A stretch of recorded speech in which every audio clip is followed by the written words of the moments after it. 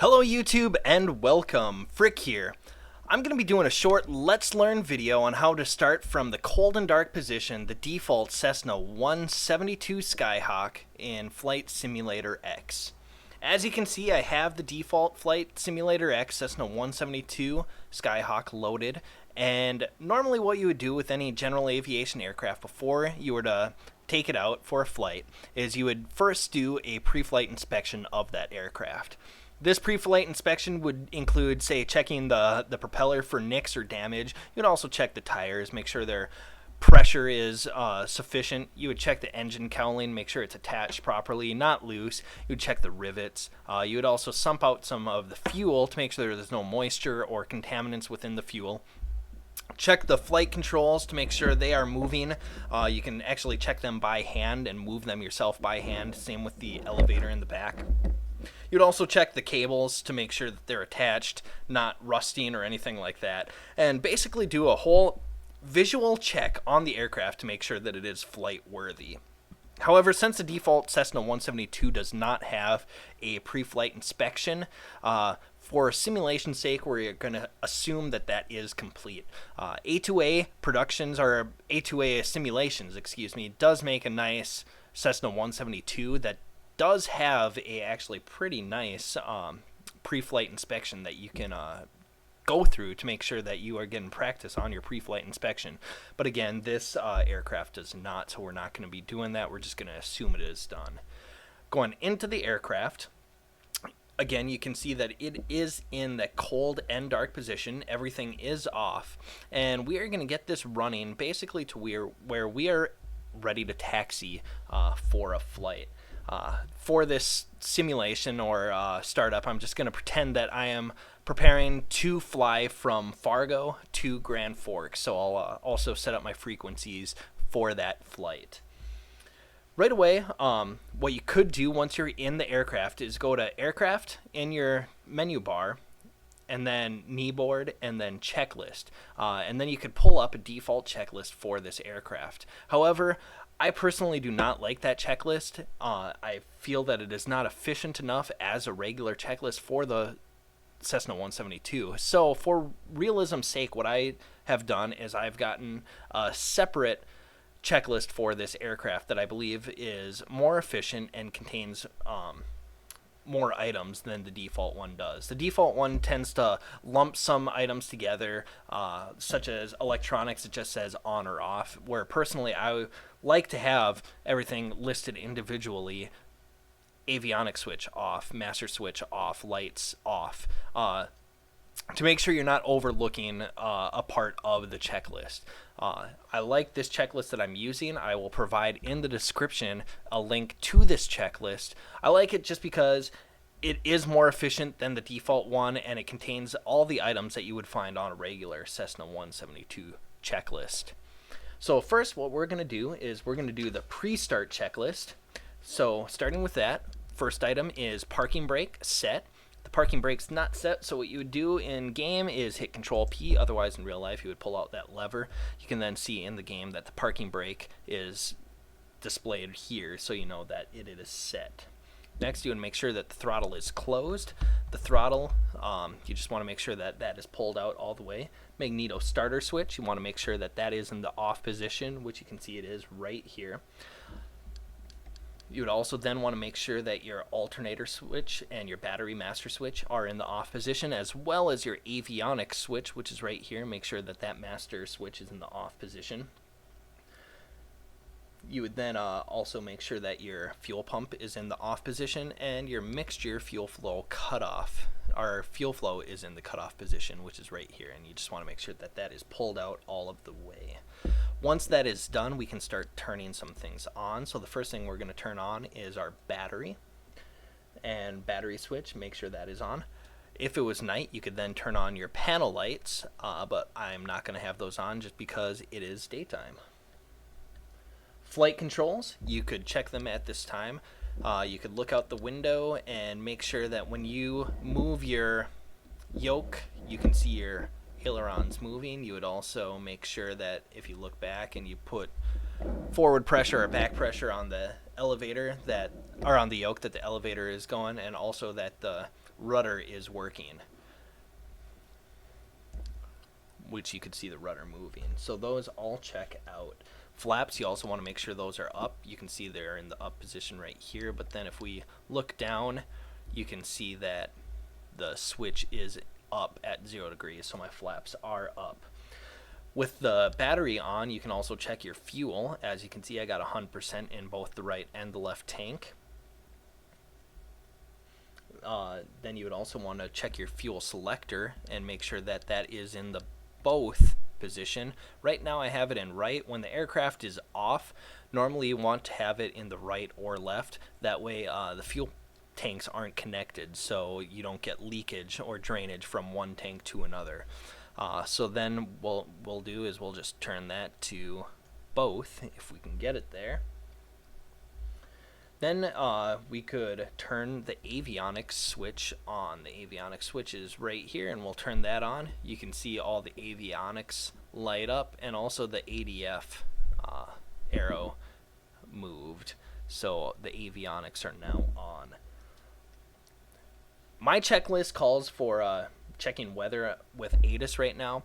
Personally, I don't like to do that right now, just because I like to not use the batteries as much as possible. So I'm going to get the engine started so I get my aircraft running on alternator power over the batteries. So I'm going to skip that step right now, but just make sure that you remember to do that. Transponder, you want to also make sure that that is set to standby and have the default 1200 set, which it is. And beacon at this time we can turn on. The beacon is down here. We'll turn that to the on position. You can always leave that in the on position even when you turn everything else off. When the battery is off, the beacon's not going to be running, and that way when you turn your battery on, your beacon is automatically on, so people that are in the area would see that beacon flashing and know that you're about to start your engine, or that there is the possibility of a propeller moving, just for safety's sake. With that, that concludes the pre-start checklist. So pre-start checklist is complete. We'll move to startup checklist. First thing you would do is engine and propeller area clear. So you'd make sure there's no people or vehicles or any kind of obstructions in front of the engine. You would then also open your window in a real aircraft and call all clear to make sure that everybody knows that you need to be clear of the propeller because you are going to be starting it. Throttle, you can then put that to 1/4 inch in, which it is right now. Mixture, we'll want to turn that to full rich, which is all the way in. The only time you wouldn't have it at full rich is just say you're in Denver or something like that, where you're already at an altitude of 6,000 feet. You might have it lean back a little bit for that altitude. But since we're low to the ground, we're only at 900 feet elevation, we'll have that at full rich. Fuel pump switch, we'll turn that on. Fuel pump is down here, and we'll turn that on, and you can hear it turn on. And then magneto starter switch, we can turn that on. So the magneto starter switch is right here, so you grab that and pull that all the way to the right, and you can see that the engine has started. Once it starts, you can pull back your throttle to idle. You'll see the nose kind of lifts up some. That way, if your parking brake wasn't set, your aircraft is not going to accidentally start moving forward. And also, right when you start the engine, you don't want to overwork it by having the throttle too far in. You kind of want to warm it up. So you would pull that back to the idle position. Once that's done, we can now go back down here and turn on our alternator switch. Now we are going to be using power from the alternator instead of the battery. Oil pressure and ammeter, and also the rest of your engine instruments, you would check them just to make sure that everything is in the green. You don't want to you want to make sure your EGT is not skyrocketing, or your oil temp or pressure is not skyrocketing or anything like that. Fuel pump switch, now that the engine is on, we can also turn that off. The fuel pump switch again is right here, so we'll turn that off. And annunciator lights you would check, and those are right here, and you would just make sure those are off. You want to make sure you don't have any warnings or any kind of bad engine indications showing at this time. With that, the startup checklist for this aircraft is complete, and then you could start the before taxi checklist. The before taxi checklist, nav lights, we'll turn those on, so we'll come down here and we'll turn on our nav lights. Taxi lights, we'd also turn those on, and heading indicator altimeter, you would set that. So What I would do at this time is call for my ATIS information and also get all my frequencies set now that the aircraft is running on the alternator. So for realism again, I don't like using the default ATC window to auto-tune all of my frequencies. So before I plan each of my flights, I get the frequencies that I'm going to be needing in order to fly ahead of time for realism's sake, and then I like entering them now. So Fargo ATIS is 124.5, so I'm going to just set that now and get the ATIS information. 124.5. We'll tune to that. Fargo Airport information, Mike 1754 Zulu. Winds calm. Visibility greater than 20 miles. Sky conditions clear. Temperature 13, dew point 3. Altimeter 29902. ILS runway 36 in use. Landing and departing runway 36. VFR aircraft say direction of flight. All aircraft read back hold short instructions. Advise controller on initial contact. You have Mike.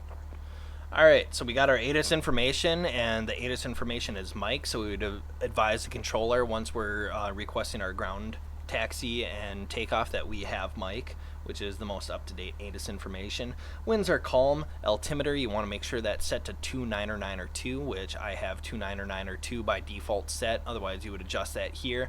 And then once you do that, you can also check to make sure that the elevation or altitude displayed on your altimeter is that of what the airfield is at, and that is also information I get when I'm pre-planning my flights.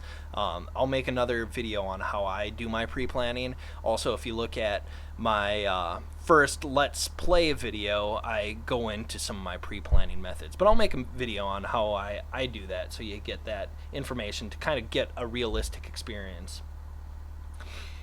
So we have our ATIS information, and also we're going to be using runway 36. Now that I got my ATIS information, the next thing I'm going to do is tune my frequencies. So Fargo ground is 121.9, so I'll tune that. 121.9. I also know that Fargo tower is 133.8, so I'll tune that. And ground would give me the tower frequency. However, I like to tune it ahead of time, so that way when I'm taxiing, I'm not messing with the avionics. I can focus on taxiing. And also when I'm at the hold short line on the runway, I'm not having to wait extra long to mess with my frequencies.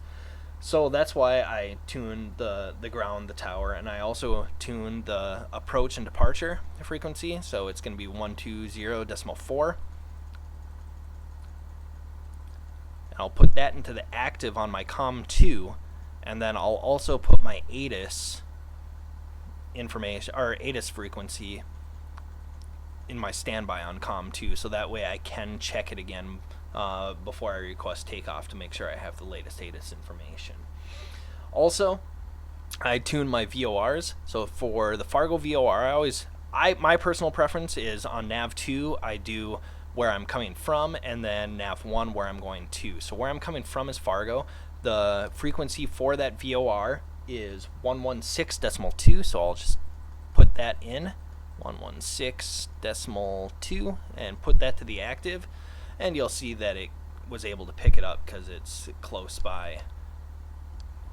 And then also the Grand Forks, where I was planning on flying to, the VOR is 114.3, so I'll tune that. 114.3. Then I'll put that to standby. It's not going to connect to that VOR since we're too far, but once we get airborne and a little closer to Grand Forks, we will be able to connect. So right away, what I would be doing is flying off the nav2 or the Fargo VOR. I'm going to turn off ground so we're not listening to them. Also, what you would do is you could set your frequency for your automatic direction finder. This uses a non-directional beacon, and then you could set up your ADF. I'm not going to be using the ADF, so I'm not going to be setting that frequency. Also, I like to keep my nav, my DME, or distance measuring equipment, on. We'll go to COM2, so we're listening to arrival and departure.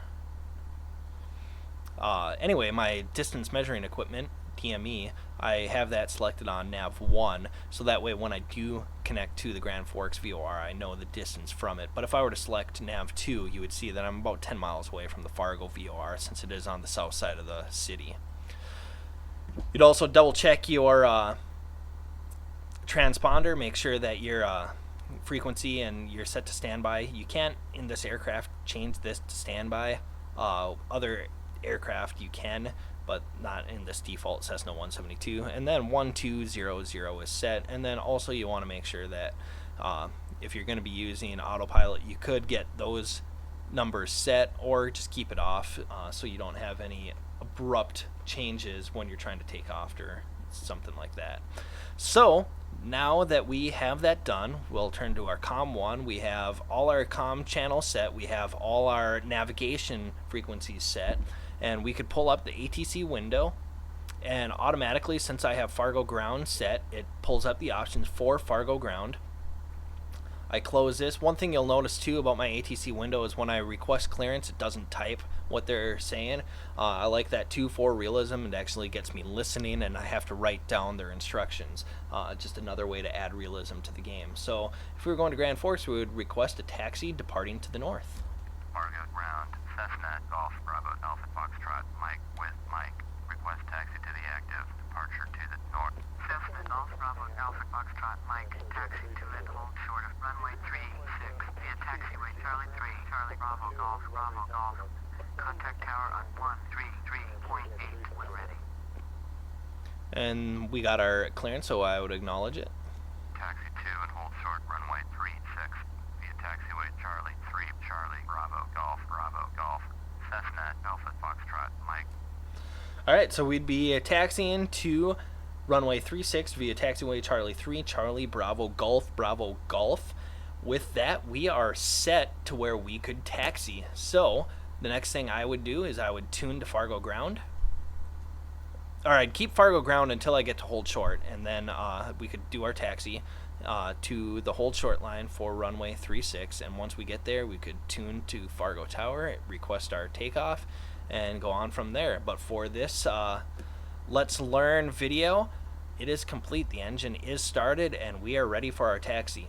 I hope you enjoyed the video. I will try to be creating more videos on Let's Learn on how to either start up aircraft or add realism to the game or do other things that are related to flying. So I'll be looking for more of those videos. Also, if you have any suggestions or requests for my videos, please let me know. Enter a comment or message me. I would like to hear your feedback so I can alter my videos to cater to you. And lastly, if you like the videos, please subscribe. That way you would get notified if I make new videos and you are able to see them. So once again, thank you for watching. I hope you liked it. I hope you learned something, and we'll see you all later.